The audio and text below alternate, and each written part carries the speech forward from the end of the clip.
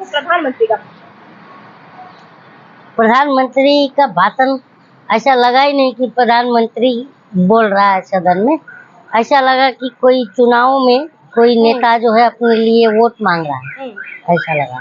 क्योंकि और ये देखिए सदन में प्रधानमंत्री कहता है कि पता है कि 400 से 40 पर कांग्रेस पार्टी आ गई, ये उसके अहंकार का नतीजा है, परिणाम है। तो इस तरह का जो है चुनाव में भाषण होता है, संसद में नहीं होता। और मैंने पहले भी कहा था कि आप ही ने कहा था कि अविश्वास प्रस्ताव पर जो है एनडीए का जीत है, आपने मुझसे सवाल करी थी।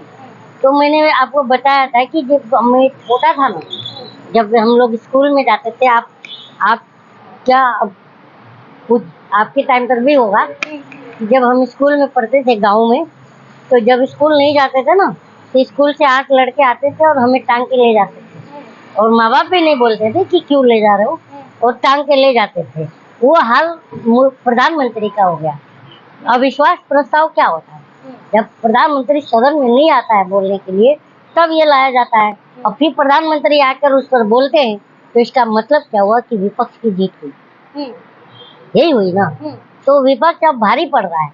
अब मैं आपको क्यों बार बार कह ही रहा हूँ कि जो है राहुल गांधी जो है, अब ये जो है पूरा भाजपा ही अंधभक्तों के लिए बहुत बड़ा दर्द है।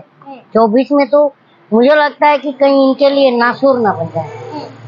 प्रधानमंत्री साहब तो ये कह रहे हैं कि आप जिस प्रकार से कह रहे हैं कि भारत माता की हत्या की गई मणिपुर में, वो बिल्कुल की गई है। एक बात बताइए, आप इस भारत की बेटी हो नहीं हो? हाँ, मैं इस भारत का बेटा हूँ नहीं हूँ, तो हम भारत माता के बेटे बेटी हुए कि नहीं हुए? अगर आपकी इज्जत लूट ली जाए और मेरी हत्या कर दी जाए, तो भारत माता के बच्चों के ऊपर जुल्म हुआ कि नहीं हुआ? तो ये मणिपुर में हो रहा है कि नहीं हो रहा? तो भारत माता की हत्या हो रही कि नहीं हो रही? तो इसमें गलत कहाँ राहुल जी ने, ये बताइए। उनका ये कहना है कि असंसदीय भाषा का प्रयोग। असंसदीय जब होता है कि जब आप किसी बहन बेटी की जो संविधान का ओथ लेकर आते हैं, शपथ लेते हैं, चाहे आपका सीएम हो या आप हो, और संविधान का ओथ लेने के बाद भी भारत माता के बच्चों को निर्वस्त्र करके घुमाते हो और वो गैंगरेप करके चेहरे पर गोलियां दगवाते हो, और सरकार कुछ नहीं उस पर एक्शन लेती है। एन बीरेन सिंह अभी तक बना हुआ है और गृह मंत्री सदन में झूठ बोलता है कि कमलावती के ऊपर से बोलता है कि उसके 13 बार लॉन्चिंग की गई कलावती को, और आज तक उसको घर नहीं मिला, बीजेपी ने घर दिया। और जब कमलावती आती है कैमरे पर तो मुंह पर थूक के चली जाती है और कहती है कि मुझे घर, मेरे बच्चों की शिक्षा, मेरे बच्चों की बेटी बहन की शादी सब राहुल गांधी ने कराया। तो मुंह पर थूक जाती है, फिर भी बेशर्म को शर्म नहीं है। तो हम जनता तो देख रहे हैं ना, इनकी सुताई होने वाली है 24 में, बहुत बुरी सुताई करेंगे कि ये सीटें दूरबीन से ढूंढेंगे। हाँ। और तो और ये सवाल जो है उठा रहे हैं, आर्मी पर भी सवाल उठा रहे हैं कि उन्होंने अपनी मिजोरम की बातें भी कही कि किस प्रकार से कांग्रेस जो है उन्होंने जो आर्मी डिप्लॉय की थी और आर्मी ने क्या करने का प्रयास किया, जिसके बाद इंडियन आर्मी का भी रिप्लाई आता है। तो इस पर आप क्या कहेंगे? देखिए, आर्मी का इस्तेमाल तो ये लोग पहले से कर रहे हैं। आपको पता है, सेना को भी राजनीति में घसीट लिया है। इनसे बड़ा बेशर्म आदमी मैंने सरकार देखा नहीं। बताइए, सेना को घसीटा जाना चाहिए राजनीति में?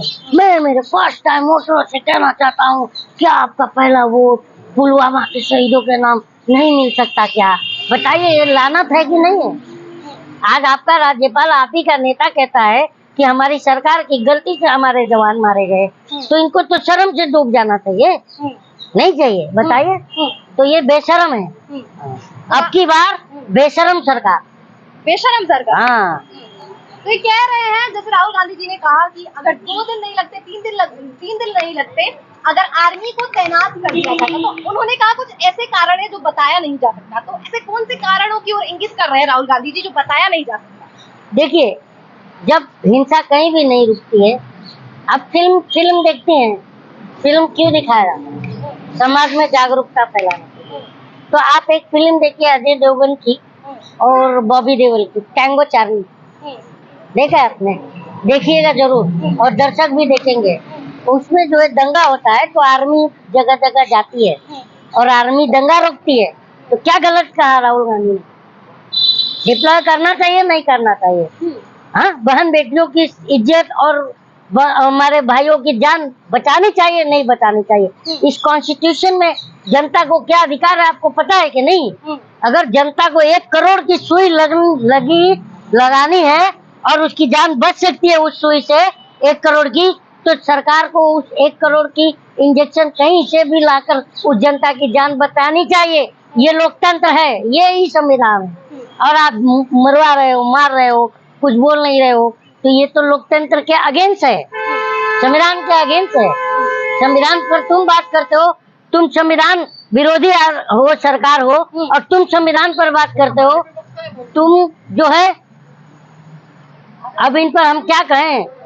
ये जाएंगे 24 में बहुत बुरे जाएंगे। अच्छा, दिलचस्प है देखना, अपने दर्शकों को बता दूं कि एक और तो संसद में स्मृति ईरानी जी से और नरेंद्र मोदी जी से, अमित शाह जी से बिल्कुल भी बोलना नहीं होता कि मणिपुर में किस प्रकार से महिलाओं के खिलाफ जो चीजें हुई, तो वही तो एक मिनट, अब हमें ये लगता है कि एन बीरेन सिंह इनका कोई इन दोनों का राज जानता है, इसी वजह से उसको ये हटा नहीं रहे। अब हम जनता तो यही सोचेंगे, नहीं तो अब तक तो मुख्यमंत्री को हट जाना चाहिए। इतना बेशरम मुख्यमंत्री आपने रखा हुआ है, जो एक अगर 3 महीने से ऊपर हो गया, अगर वो पूरा अपने मणिपुर बहुत बड़ा राज्य नहीं है और इतना छोटा राज्य को आप कंट्रोल नहीं कर पा रहे हो, अब वो तो मैं तीसरी बार जीत के आऊंगा। अबे कैसे आओगे जीत के? हम दौड़ाएंगे तुम्हें, कैसे आ जाओगे?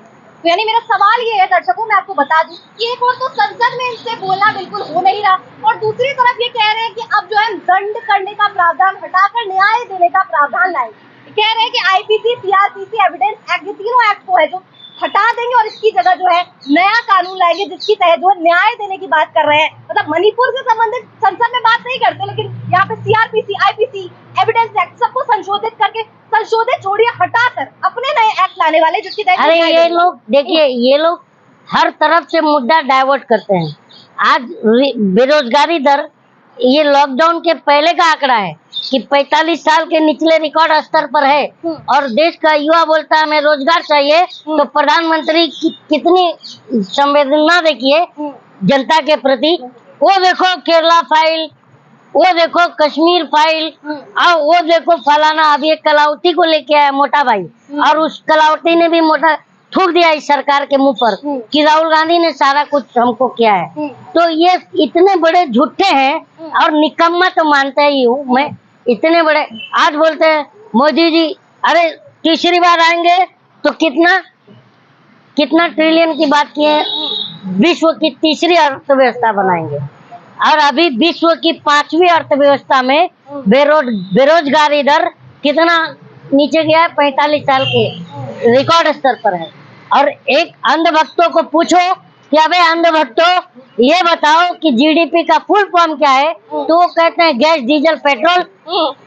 बताइए, जबकि जीडीपी का फुल फॉर्म क्या होता है पता है ना? तो ये अंधभक्तों को जो है एक अलग शिक्षा दी जाती है। वो क्या दी जाती है? तुम्हारा धर्म खतरे में है, जल्दी से जागो। अबे तो सोए कब थे? ये 9 साल से तुम इसकी मोदी की सरकार आई तो तुम सो गए अंधभक्तों। आपका नाम क्या है? आपका नाम बताइए। नाम क्या आपका? मेगा। मेगा आगे क्या लगा? सिंह, हिंदुस्तानी लगाती हूँ मैं। मेगा सिंह ना? सिंह है ना? तो आप हिंदू हो गई ना? मेरा नाम क्या है? कलीम शेख। हम दोनों का झगड़ा है क्या? तो ये अंधभक्तों को बताओ कि अबे धर्म खतरे में नहीं है, तुम्हारा रोजगार, तुम्हारे बच्चों का शिक्षा खतरे में। अब न जागे तो बच्चे नींद से जगा के ऐसा लात मारेंगे, अब पूछेंगे कि अबे हमारा फ्यूचर लूटा जा रहा था, हमारा भविष्य बर्बाद हो रहा था, तो इतनी भी शर्म और अक्ल नहीं थी कि एक आवाज उठाते? हाँ, तुम हमारा भविष्य लुटवाए हो और दौड़ा दौड़ा के हमें ही मारेंगे हमारे बच्चे। तो अभी भी अंधभक्तों जाग जाओ, मेरा तो यही कहना है। हाँ, सुना आपने कलीम शेख जी ने किस प्रकार से जो है सवाल, अहम सवाल उठाए, और मेरा भी प्रश्न यही है कि एक और मैं पढ़ रही